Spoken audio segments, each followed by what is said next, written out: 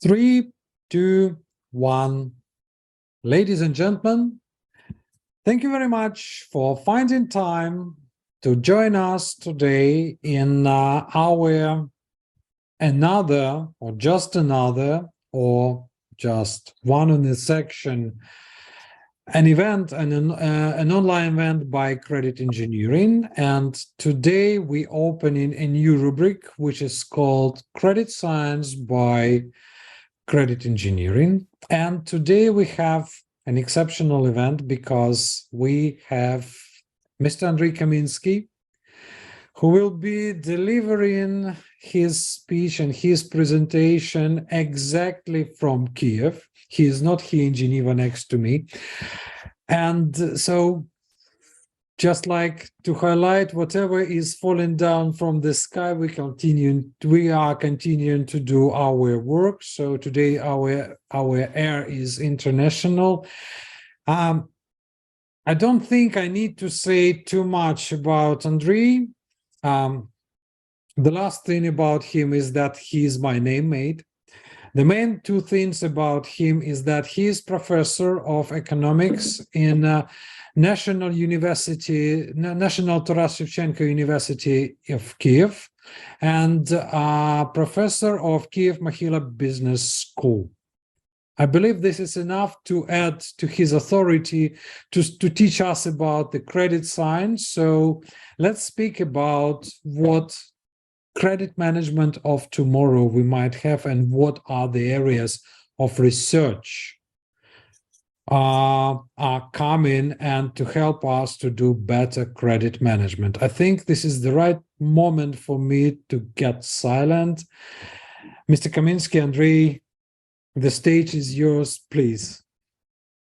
Well, thank you very much. Thank you very much, first of all, for invitation for credit engineering. Credit engineering very advanced in different innovation in this sphere. And I am Andriy Kaminsky, and I will be glad to present some ideas about banking lending and fintech lending. In Ukraine, before the war, we have a great dynamic in this segment fintech, and it was very many solutions which provided in this. And I want to present for you for discussion some ideas which can be systemized these differences between banking lending and fintech also lending. But first of all, I want to present 5 questions about this. Andriy, sorry for cutting you. Yeah, sorry. Before you start, ladies and gentlemen, we will have a Q&A session in the end. And about banking strategies, I just put into the chat the question and 5 options.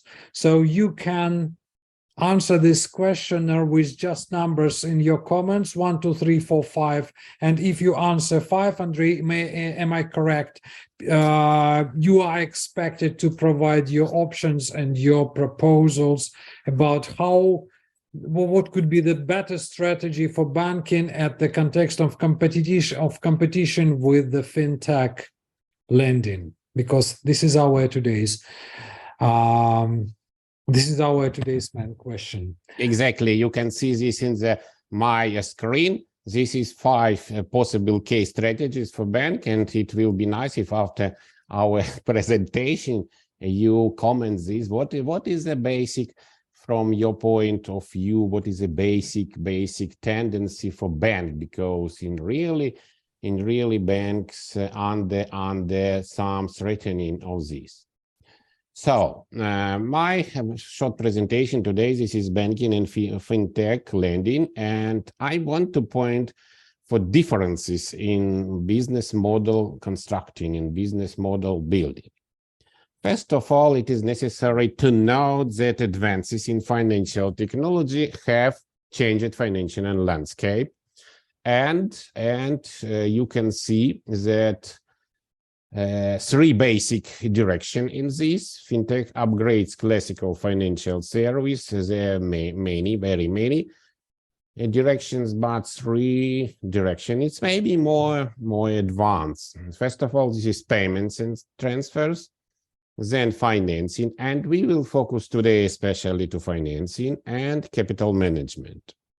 So, what's the reason for this? First of all, fintech lending is changing the way consumers borrow money. This is the way consumers borrow money, and next is how companies assess risk.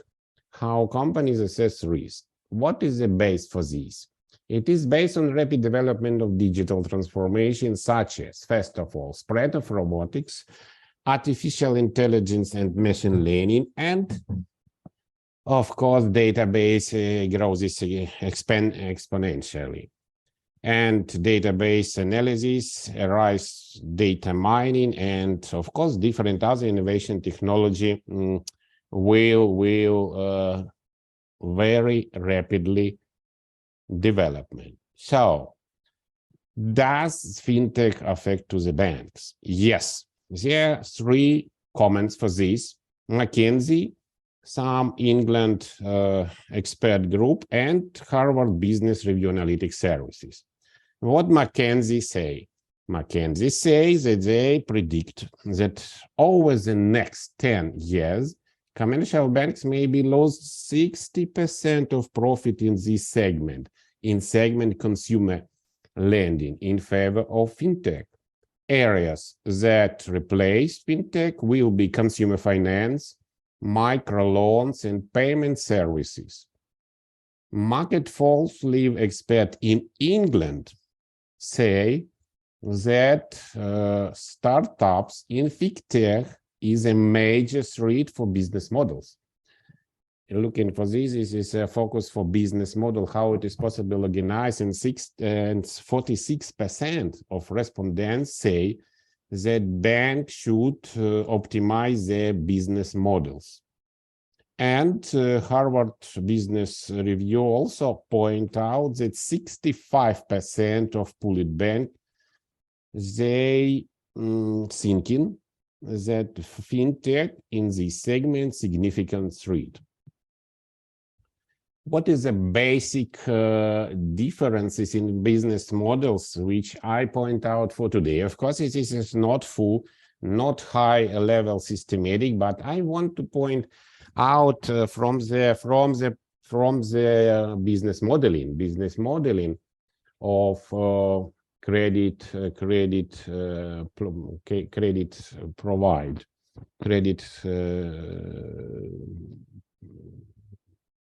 loan granting. First, this is risk management approaches, which is quite different. Know your customer utility also is very different. Database use is also different. And of course, such very popular in consumer lending information from credit bureau using. So, first, risk management approaches. What is the basic difference in model construction between banking and fintech? Banking, what thinking classically banking about this? They drive to higher Gini coefficient of credit score. Credit score from classical banking, from traditional thinking, this is a basic element. And what we should do, we should to improve our scoring more and more, and focus to Gini coefficient should be higher and higher. This is classical thinking about credit decision in the classical banking sphere. But when we consider fintech, this is other point of view. This is risk-return correspondence optimizing. They do not focus so much to Gini coefficient of credit score. They thinking about how return can be compensate this risk. I think, in my experience, to consulting very many payday loan segments, they focus for the risk return correspondence. And the background, I want to illustrate this diagram. What does it mean, these points in this diagram? At the level of horizontals, this is horizontal line, classical credit bureau score, and on the vertical axis is overpayment coefficient. So how much money per segment PDL online lending return to loan granting for each USD from loan granting. And you can see that this line, which is the vertical line here, this is a cutoff. And you can see that there's a lot of borrowers pay a lot of money, which is overpayment, which is near cut-off point of credit bureau score. So this is logic. When borrower is higher risk, they, or some of them, pay more for your credit granting, for your loan granting. But from the other side, if you move into the high score values on the right, you can see that overpayment coefficient tending to the 1. This is now a very small overpayment coefficient. This is very, very different from constructing credit score for banking. Why?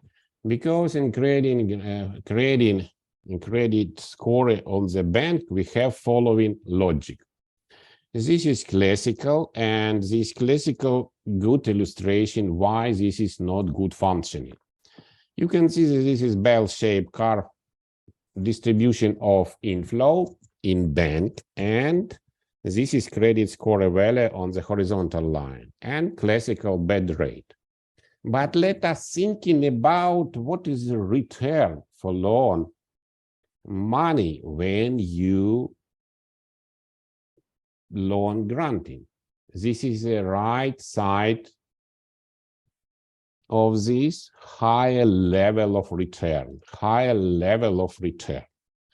And then when we move in lower and lower score, it will be lower and lower return. As example, someone who pay all money, it will be, as example, 20% for annual interest rate. But in this situation, the reverse situation, because when we go to the right side of credit score, it will be very low return. It will be maybe zero return because this is a very, very low payment. They pay at time and all money. And when we start to move for credit bureau score for the cutoff, you can see this is two tendencies. First tendency, a rise number of overpayment clients. But of course, this is a rise defaults. And it is necessary to find optimum between this overpayment and default rate. And it difference from this. It will be maximum, not in the right. It will be maximum before cut off and maximum. This is first basic crucial ideas to the constructing model in fintech lending. Banking classical approach, higher score, better borrower. Risk is poor risk, default or non-default. In fintech online, higher credit score, the borrower pays in full and on the set term, and it is really not good borrower because this is poor money return. Well, second, know your customer utility. Classical differences between borrowers in banking, good or bad. Moreover, bad, you know about this. Bad, this is 90 days overdue. But in fintech, it is logically to divide profit makers, profit neutrals, and profit takers. And we apply for this analysis so-called whale curve, and this is special data-driven tool which efficiently apply for business analysis. So you can see classical presentation of profitability for fintech lending. You can see that this is 25% can provide more than 200% of this profit. And then you can see 50%, this is a break even, this is a no provide high level of profitability. And then you can see loss making, this is some pay, as example, 40% to 20%, and 5%, this is default, which this money we generate this segment, which is very profitable. After that, this is logically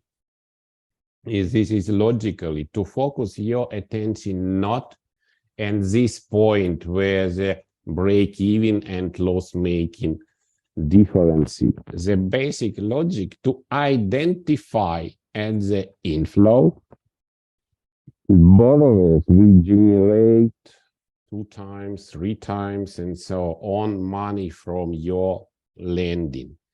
And if you identify these borrowers, you can develop business for this by the different marketing proposition. And ratio between this profitable and default level, this is a essence to construct models for fintech, which is different from the bank. Next crucial element, this is the using of database. There are a lot of database today. As example, this is database from mobile phone. As example, Hotjar, which is a presentation for how it's possible to use information from the screen of computer, where or in information system where this borrower seeking some information in your internet resources. But classically, from my experience, banking thinking, let us apply new data, let us apply to classical credit score, and then we have some Gini coefficient higher for 1%, for 2%. As example, we increase from 81 to 83. This is nice. This is a victory. But the point of view fintech, let us a little bit distinguish. Some data is nice for risk management and other for profitability prediction, and it is better to use this matrix form where we have credit bureau score from one side and then alternative data score from other side. And in this matrix, we can identify some segments where some contradiction between credit bureau score and alternative data score.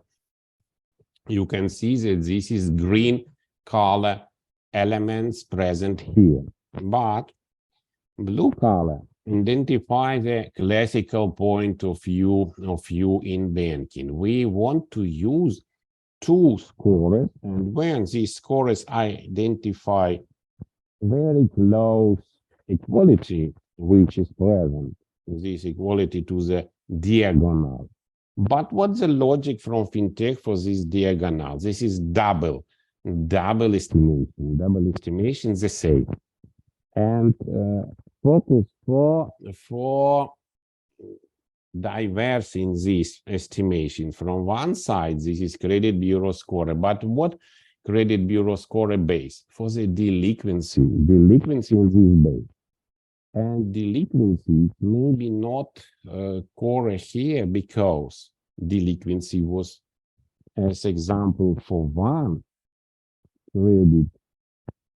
credit institution, fintech, but this is not delinquency based on the non-possibility to pay. It's maybe from the other side because they not like service for this, not like this service. And after that, it's maybe good payment by different alternative data score for one company and not pay from other by credit bureau score. Well, next I want to focus for this about using bureau. Bureau, classically banking, this is analysis for long-term period. Classical American FICO scoring, this is analyzing for 5 years, for 10 years, and it's maybe logic, how long I have credit history. It will be better calculation for my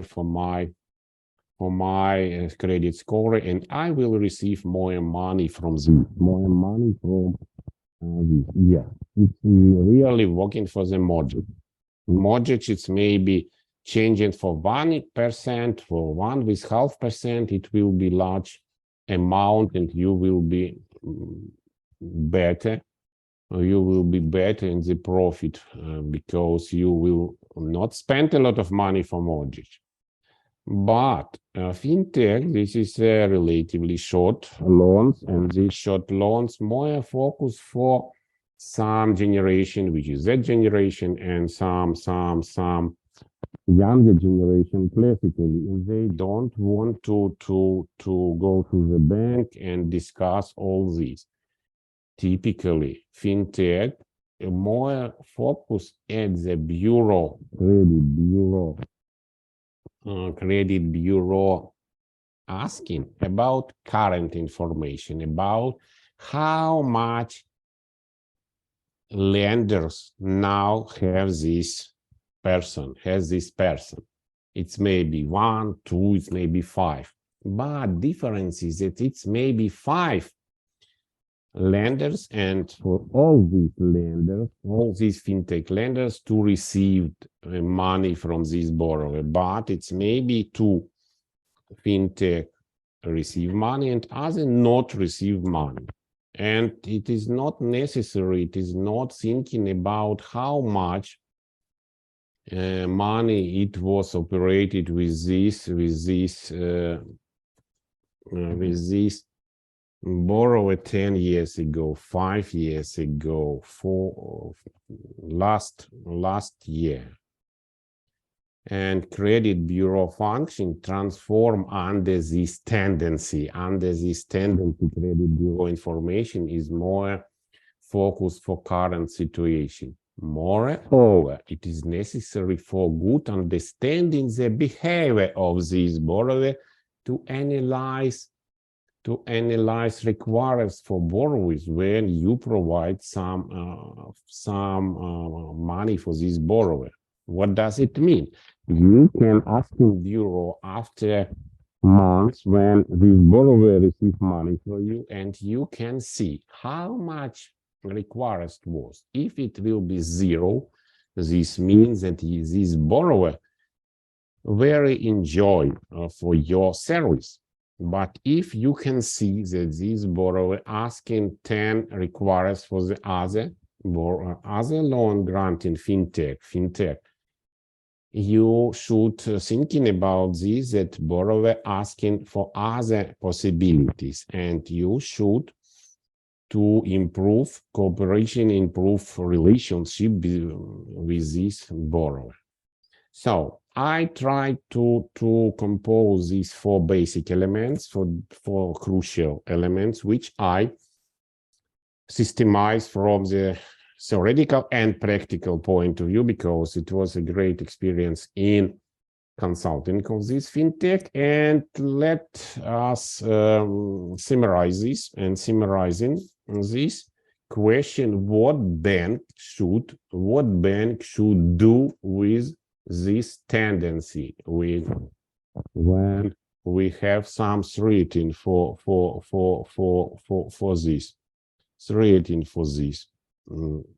First, compete in these credit services. Does we will compete with this service when you're working on the bank? No, we do not do this from the point of view possibilities to working with this. But of course, some banking thinking about this. Next, does strategy should go focus to another lending segment? This is other strategy. Well, consumer lending, this is our clients, and we may change segment as example, segment which mortgages and some other. Said, it is possible collaborating with Fintech at the framework of financing the activities. So they join together. Bank finance these companies, and companies finance these different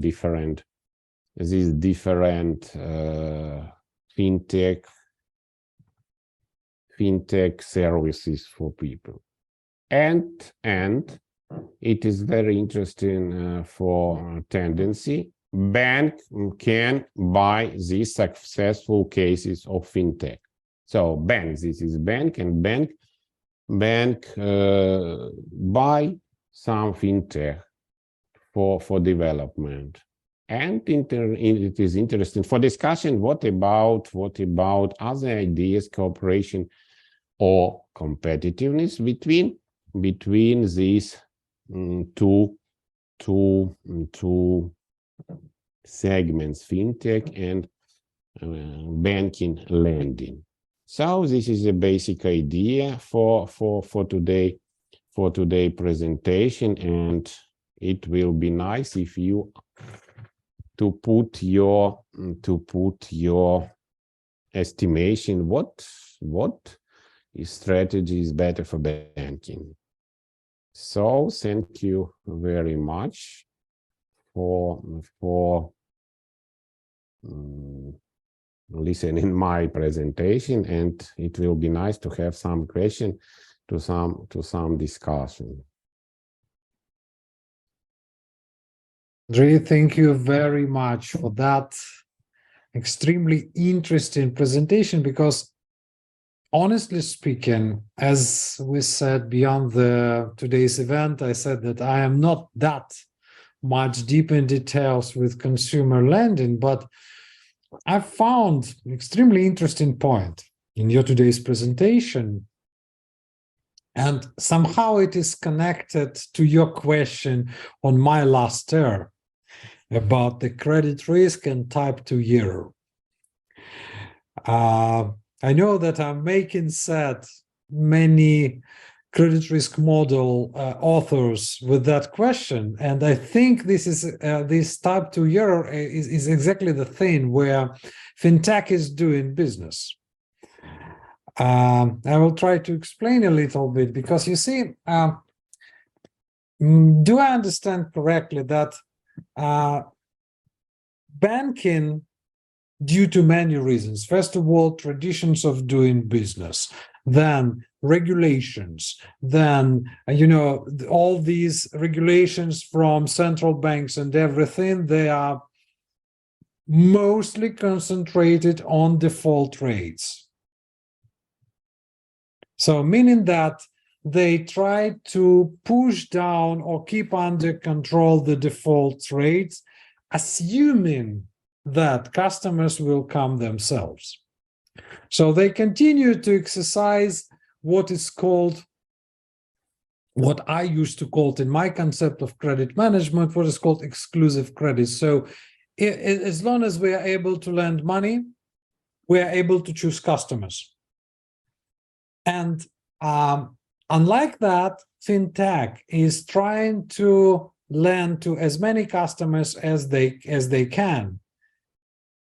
And mostly they are trying to, they're already moving that focus from the default rate, but move it they are moving it to better return. So, okay, we understand that everybody does mistakes, that there is no perfect model. We will have bad days, we will have non-performing loan, but as long as our profit is growing, we are doing better business. So instead of, let's say, default rate centered lending, fintech are more profit centered lending, something like that. And this is already move on that scale. So here we've got exclusive credit where we choose customers, and if we say them no, there is no problem because there are 100 others. And on this end, there is extreme inclusive credit where we have to invite and we have to attract customers with our credit. So somewhere fintech didn't, I don't think fintech moved to that extreme, like in trade credit, if you wish. I can give you a couple of nice examples, like in Switzerland, there are 45% of companies who don't have even basic idea of the financial stance of their customers, and they provide credit, and this is enormous, and the amount is enormous, but this is already B2B. But fintech already moving from, let's say, avoidance of bad debts, they are moving to profit-based. However, I will naturally retranslate that to the trade credit, because this is my, shot that, next to the body, as it is said in Russian. But the thing is, I try to, I understand that this concept is quite statistical. This is based on the portfolio approach, and we understand that, and it is somehow counterproductive, counterintuitive for the credit manager, because I will explain even why. You see, we understand that this is mainly for consumer, where we've got thousands of consumers, even hundreds of thousands of consumers who are taking loans. But does that cancel this approach? My question would be whether or not this approach is canceling the basic fact that we could not have profit and bad debts with this, or non-performing loan with the same customer,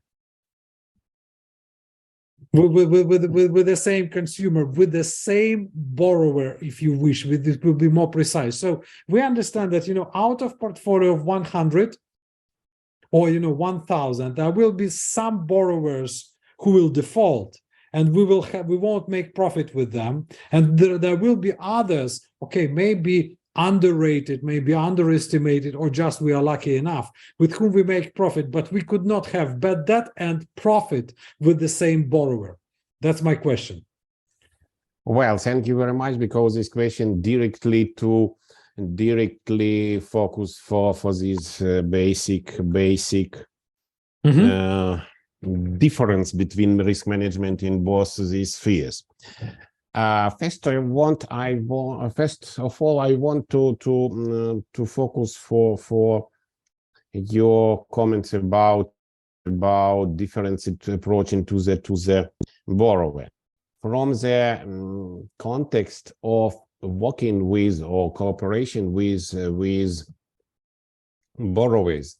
Fintech focus for sense and response. They more flexible what want these borrowers. But banking classically work in the concept make and sell. They create some product and they start to sell these. As example, they provide some mortgage program, but this mortgage program maybe not going into this market so much, and they do not understand why. I don't want to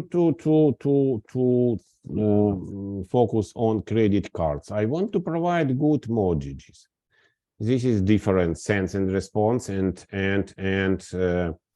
make and sell conception. But your question lead to the question about how we can combine corresponds this default focus and focus for the risk return correspondence. There are different ways. First way, you can see some level which is non-acceptable. This is a minimum acceptable default. So much. It's maybe 20% higher, as example, than 8%. But you should compare in this with a risk return correspondence, so risk return optimizing for this. This is first approach that you will operate with risk management and with scores in this segment which not higher than 20% as example, 20% of default rate.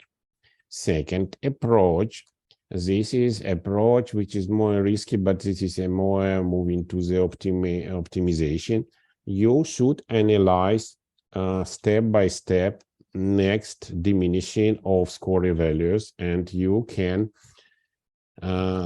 investigate how much borrowers overpay and how much borrowers go to the default. This is more tendency to find optimal level, but of course it's maybe sensible for more sensitive to different things. As example, your mistakes in general risk management system. As for me, it is necessary to better involve second approach in the first stage to understanding market possibilities, and after that to move for the final level, final cut off or default, and between this high score and between low score operate with customers for return. This is my answer. Okay, that's clear, because I see, I mean, despite the fact that we are not yet, spoke too much, and even further, we are from different, I would say, different planets, from different world, because, consumer lending and B2B credit, B2B trade credit is different spheres. But what is interesting, you see, what you are saying, if I understood correctly, that credit decision itself, if we try to generalize this, supposed to take into account both opportunity and the risk. And what we say in trade credit, especially when we are in inclusive, it's a balance, because I mean, if you move too much on whatever side it is, you are in trouble. If you are overlending or over trading or whatever it is without taking into account credit risk, you might end up with no profit. But at the same time, if you are overprotective about your assets, you might not have profit as well, because you are underselling. And meaning that whatever part of the equation, like, in Chinese philosophy, yin and yang, whatever you miss, on whatever side you turn, you go too far, you're already at loss. So the idea of that fintech lending, current one, if I understand, is finding the optimal balance based on the existing database. However, let me complicate things even more. You are researching credit portfolios. I try to play with that myself, but what I found learning about different credit risk models is that most part of them are based on the historical data. And that's based on your presentation. Okay, bank have their own databases, then there are credit bureaus or bureaus of credit history who have lots of historical data which help to build credit risk models. But my question would be to you, or to your, let's say, how it is in modern words, like your sub-personality or your researcher sub-personality, to your understanding and to your view, to what extent in credit risk and in credit management or in management of credit risk, the past defines the future? Well, it's a very interesting question because of course, philosophically, maybe we can use the last period is more important. But if we consider previous 2, 3, 5 years, it's maybe to find some regularities. Well, I think, and our research and our application indicate following. It is better to use some tools. Now is very many tools, such as example, reject service. Reject service, this is an instrument from the Bureau of Credit Histories when some borrowers you reject because this is non-adequate your scoring or some other rules. Mm-hmm. And if you do this reject permanently, as example 1 to the quarter, you will see what your decisions brought. And after that, it is better to use this current information than to use 5 years ago, 4 years ago, and so on. In this segment, Fintech is logically to focus for current, not so much, not more than 1 year and 1 year credit histories. And credit bureau use very many approaches for this.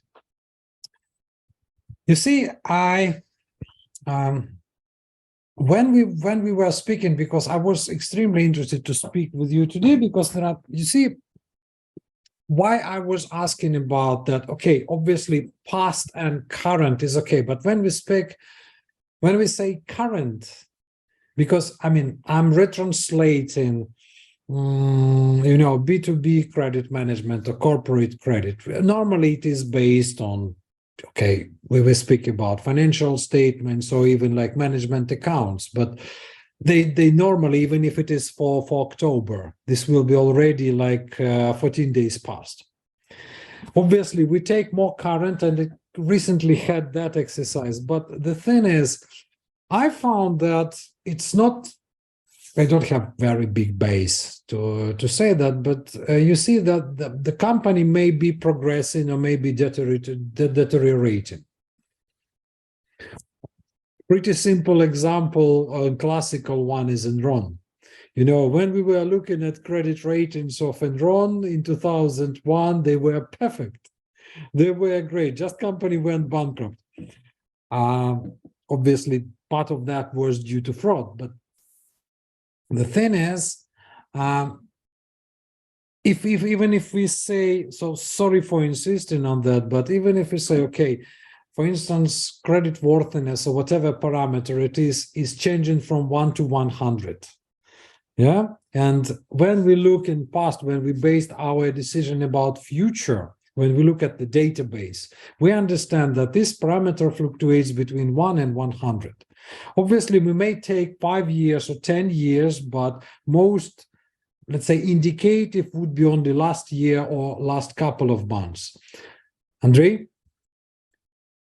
Are you with us? I know that we could lose a connection. Unmute Yes, yourself, please. Yeah, okay. So what I'm trying to say, knowing that parameter is changing between 1 and 100 is one thing, but this is not guaranteeing that this parameter could become 105 in the future or 110. And it is not how to say, it is not that guaranteed that it could become -5. This would not become -5. My question is that, or I found that, just to compare your ideas, that the future is not completely defined by the past, either long or current one. Well, okay. This is actual question, but it is not necessarily mixed company and SME loans. But SME, of course, also maybe in small micro loans to do this, but of course company is more a tendency to strategic risk, and it is not possible to use only current data. It's necessary more long history, but also this history, it's maybe adapted, because, as example, 5 years ago it was another management, it's maybe another owners, and it's maybe changing essentially. As illustration of your question, this is strategic risk for bank. What is necessary to do in this situation when fintech eating some clients for this? Yes. Here, I understand completely, because you see, I had a couple of recent discussions with people, looking at consumer lending and everything, and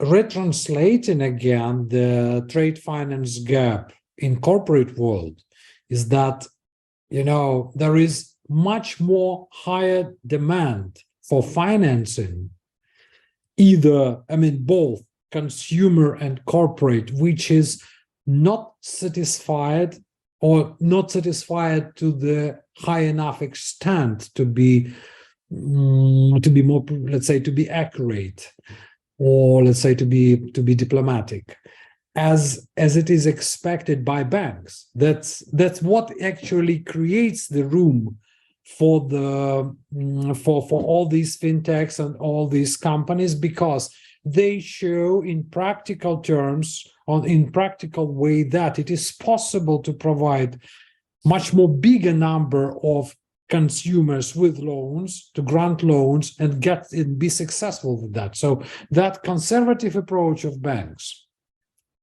is not completely the best one, and they got empirical evidence on that. So banks looking for three variants. This is large bank which have a good history and so on. Now it is very many fintech and so on. They eating their customers. Yes. First idea. Well, I will competitive with this. I attract very many IT specialists, very many marketing, and very many fintech specialists, and I will also provide such services. This is first idea. This is good and bad. Second idea. Let us join together with some fintech, and it will be some similar to the so-called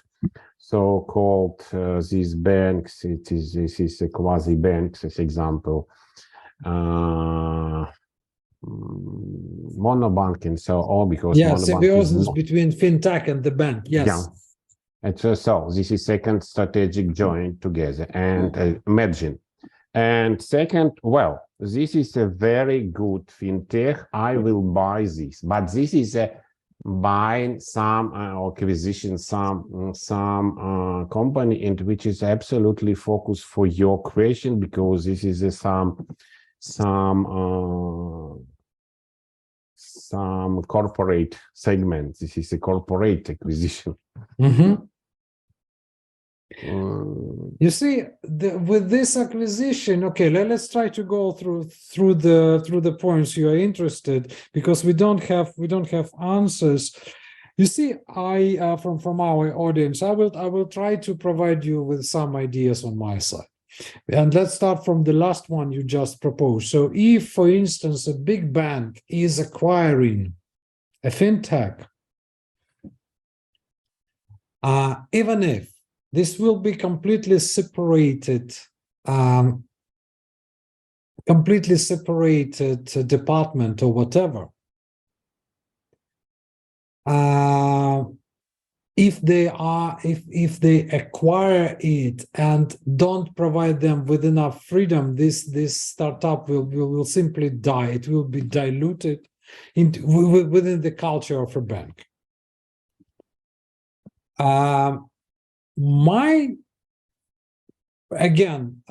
Trying to compete, okay, a bank has a privilege. They got enormously big resources if we combine them with the startup, and they got access to cheap financing.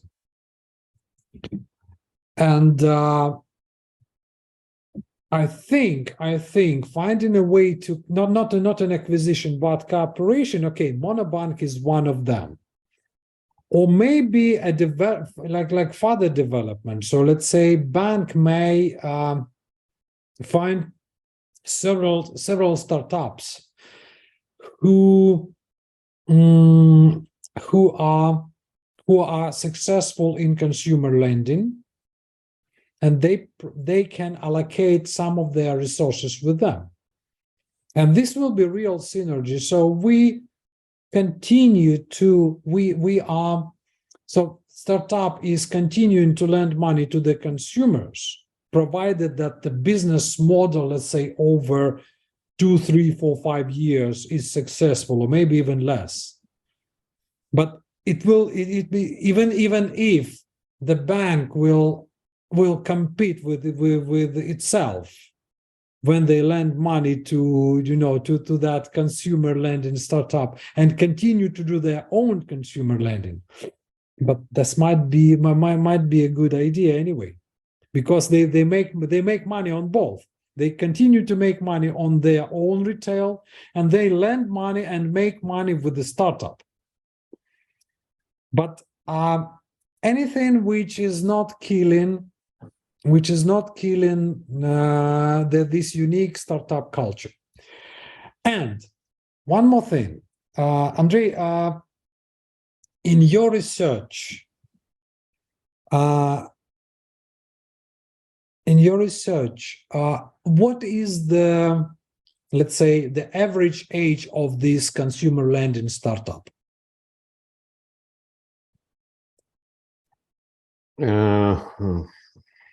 It is more a focus maybe for the how many startups successful come in comparison. Yes. I mean, there's one thing, but again, what I'm trying to say, you see, this business model is very nice, and I like it personally. You see, because first of all, it is based on data. For second thing, I strongly believe in the inclusion of the opportunity side into the decision-making formula. I can say even more, because they say, in banking system, risk analysis is already, they believe that credit analysis is already a decision, which I believe is big mistake. You need to take opportunity and you need to take risk, and you combine it and you take a decision. But credit analysts, or too many of them, believe that credit analysis is already a decision. Okay, maybe 50 years ago this was the case, but not now. However, you see, and this is my further question to you, you see, credit or lending business itself is not only risk analysis, or very far from being risk analysis only, because there is a quite big part of credit management in any area, which includes, first of all, with what we say, okay, there is risk analysis, then there is decision making, or let's say definition of credit terms, then there is a control part, and then there is collection part. So technically speaking, or let's say process-wise, the successful lender or successful creditor is the one who has robust enough process on each of these stages: risk analysis, definition of terms, control, and payment assurance or credit collection. Coming back to fintech startups, what I'm trying to say, how robust they are in that, and whether or not this, absence of this, or let's say, to what extent their result, their financial performance is guaranteed in long-term run, let's say on the horizon of 10 years, 15 years, 20 years. Well, it's very complex, and I know it is complex. I know normally I complicate things. you can see that we thinking that our fintech now is more a rise from financial technology. Yes, but it is not 100%, because another root of this, another background, this is crisis 2008. Yes. After that, Basel Committee and other regulators very affect for banking, for higher risk level, for reporting and so on. From one side, this is absolutely understand, but from the other side, this is a very non-flexibility in this. And after that, some segments, some from financials transform to the more flexible segment, which is for financial companies. You can see, and generally, this is the banking involves some inertia and some non-flexibility. According to your question, how long it is not possible to consider very long periods, because every 2-3 years we can great changing. As example, in Ukraine, this is a good example, because for the 2-3 years, absolutely changing service, financial service, and now as example, you can pay from phone, you can pay from the other things. It's not necessary to have a card. And sometimes, well, maybe in the Europe, it's classical card, which is necessary put into the, not attach, put into the bank ATM. So I think it's necessary to be more sensible to the market and more sensible to technologies. Then this is for banking, but of course, risk should be independent thing in the bank, as it's now. It is now a regulator requirements. You see, I completely agree with you, because technically speaking, we had 2000. I mean, the way I see from banking perspective, the way I see crisis of 2008, I mean, as a biggest surprise, because technically speaking, bankers started to lend money regardless customers' ability to repay the loan. So, and I mean, we had quite good credit risk models already that time. We had, the best think tanks in the world working for banking system already for that time. So the person, the industry which had by 2008 already, I started my career in bank, credit risk analytics, best models, regulations, everything managed to fail just because they did disrespect actually consumer credit risk and consumers' ability to repay the loan. And my previous question, so let me justify a little bit myself, was exactly about this. You see, the problem with fintech industry is that we don't know yet, because it's just created, it is just started to emerge. We didn't see that sustainable model which is able to cope, as you rightly said, with the challenges on the market. With the changes in consumer income, in huge changes. So for instance, the same startup may lend money to the Meta Group, then Meta Group, cut half of their workforce. They didn't find other jobs, so when the portfolio will perform absolutely differently. And what I'm trying to say is that it's still good success, but on a shorter term run. Yeah, of course, yeah. On a quite short on a quite short time frame, because you see, like Jim Collins was, whatever people say about him, he was finding his great companies based on 15 years performance. Now, with that landing, we still don't have that too many economic cycles passed to judge on the models of fintech. But again, approach or profit-centered approach is really, I think this is the move. Even if all the fintech startups will get unsuccessful, they already, provide an example where this could be. Ladies and gentlemen, please don't keep silent. Maybe questions of Professor Kaminsky were too complicated for you, but he is much more simply a person in terms of communication. Therefore, if you have questions, please type them in a chat or feel free to unmute yourself. You got, let's say, a rare opportunity to speak with a real life credit management professor.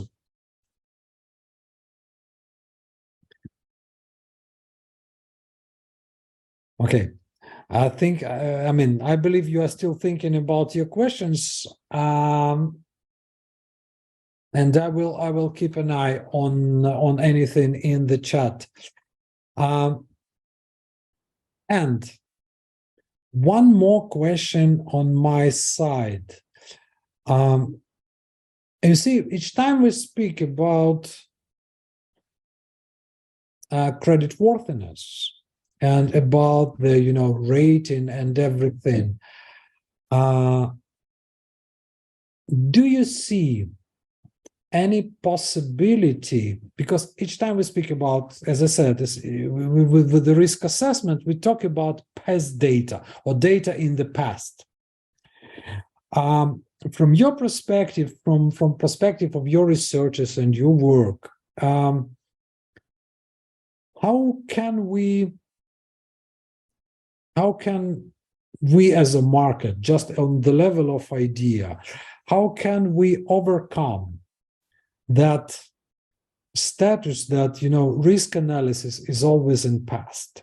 How can we, because there was a big move, for instance, with IFRS 9, with the new standards of accounting to move credit risk from past to the future on the level of, let's say, provisions and in banking system. So to give you an example,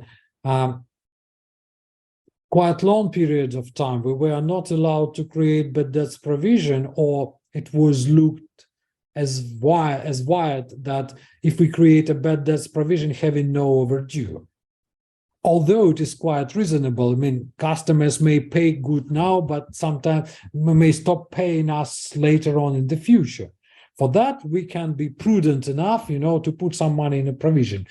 But it is still imprecise. And I understand that, creditworthiness of either person or a company is changing every single minute. But do you think, even on the level of, let's say, philosophical hypothesis or just idea, that ability to predict future creditworthiness of a counterpart sounds attractive?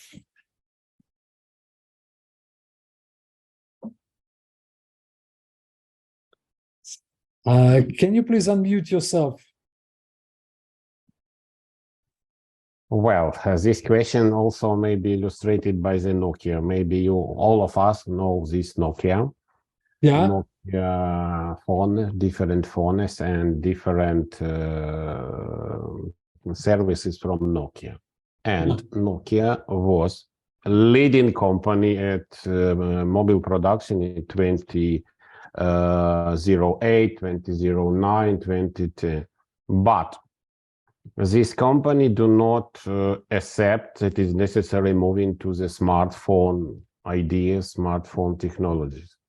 Yes. And after that, this going down essentially 10 times the stock price was diminishing at the 2015.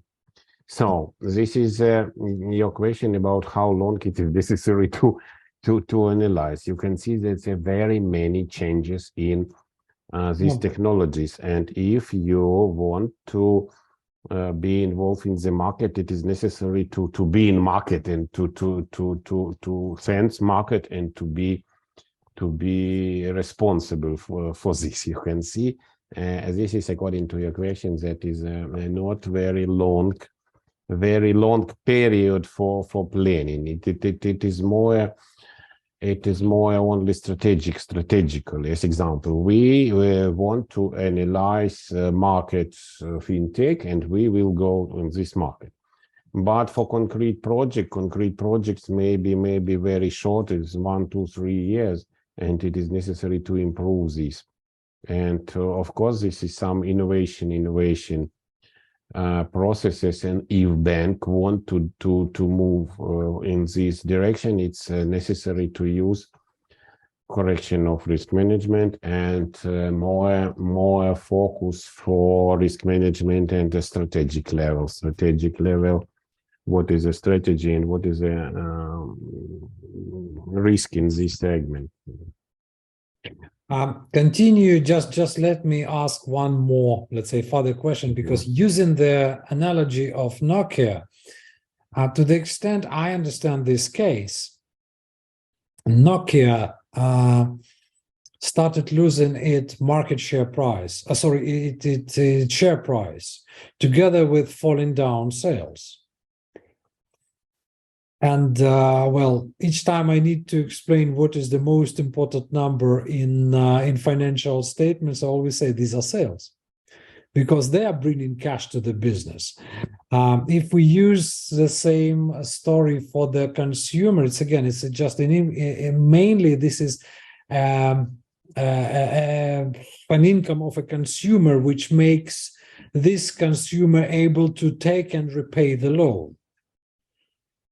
So mainly we are speaking about the credit worthiness itself, whatever we believe is that, stability of the income. Therefore, I absolutely agree with you. It's mainly the strategic analysis whether or not Nokia would be able to maintain its market share. And this is, extremely problematic. Thanks God we are working with lending, which is not that long-term run, because it's not strategic, because loans, unless they are, 20 to 30 years, they are okay, but as long as we lend for year, or let's say short-term credit, this is really okay. For that, we may simply observe different scenarios.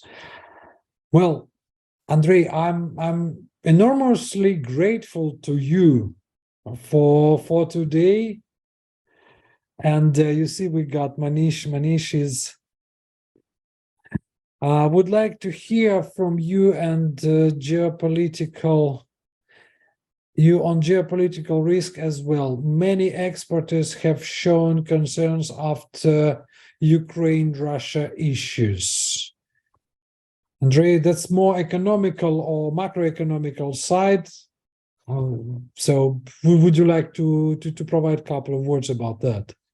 Yes, this is question, of course, very actual through the world, but you can see this is not so economic. This is economic, more some non-economic question from some Russian ideas. You can see Russia has and had very many money from the selling gas, oil, and agriculture. Agriculture different, and the logic for destroy all of this, it's not economical. It's maybe political or psychological, because if you receive very many money from this, and you can spend for business development, for social different things, and so on. But of course, this question more focus what we will do with this. This is a very complex question, and there no current solution in this situation, because it's depend from the different things, and of course its solutions. As example for a very nice solution, when we provide agricultural different product to the markets, to the whole markets, it is necessary support from the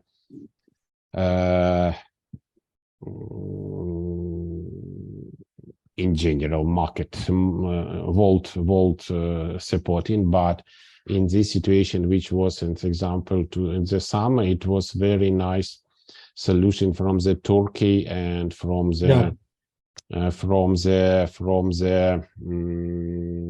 United Nations, but Turkey was a leader. So the answer for this geopolitical risk, it will be continue looking for the Russia ideas, but it is necessary to find some solutions in concrete situation, and it is possible when some some countries will be leading in these solutions. Of course, it's such countries from the G20, maybe this is with a great some power. You can see. I will thank you, Andriy. I will, Manisha, I will add a couple of words. Well, yeah. First of all, I mean, let's take things as they are, because I got a chance to look at Ukraine from inside and from outside. You see, we need to take things as they are. We need to call a spade a spade. There is war in Ukraine. It is going on, and no one is in the safe position. We like it or not. So in a simple terms, this is completely what is called force majeure, or force majeure, or whatever way which is called this. I mean, it's an extremely difficult situation from the legal point of view, and everything could happen. We need to take into account this risk when we consider somebody is withdrawing in this situation, somebody is continuing, but we need to see the risk with with as wide open eyes as it is possible. But at the same time, I'm constantly in contact with Ukrainian business. Many companies continue to do business. Many companies continue to do business, and they find solution with their suppliers, with their financial partners to continue to operate. Obviously, this involves risk. This involves understanding that everything could stop tomorrow, just because one more rocket would land on the storage, on the warehouse, or whatever it is. To some extent, or to some counterparts, this is acceptable risk. To some, no. But what I'm trying to say, despite the fact that the situation is enormously difficult,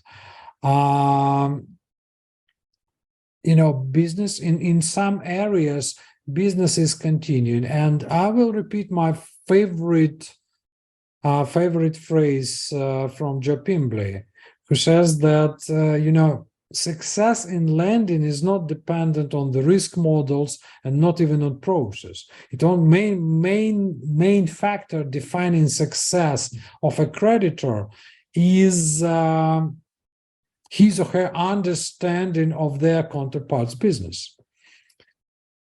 For some areas, the business might be risky, or dealing with Ukraine might be extremely risky, but at the same time, there are other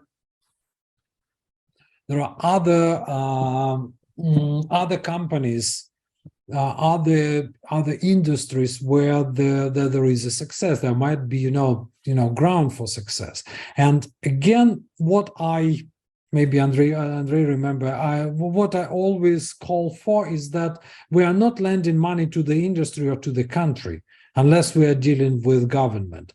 But normally when we lend money or we provide credit to somebody, it's either company or a person, but it is always a specific person or a specific entity in a specific situation. And the more you look in details, the better understanding you have, and the more successful lending you have. Manishi, if I answer your question and extending a little bit, you see, we normally speak about Russia-Ukraine problem, but the problem is also touching Russian business and also business in Republic of Belarus as well. Belarus is less touched, but Russia is becoming more and more touched with that because there is more and more sanctions against Russia, and to a certain extent, again, without saying any political, Russia is step by step it is moving to the status of Iran, and situation in Iran is not that stable as well. So the world is changing, and there is quite big structural changes in the world, and this is again becoming more risky, much more risky than it was before, let's say, even in 2021.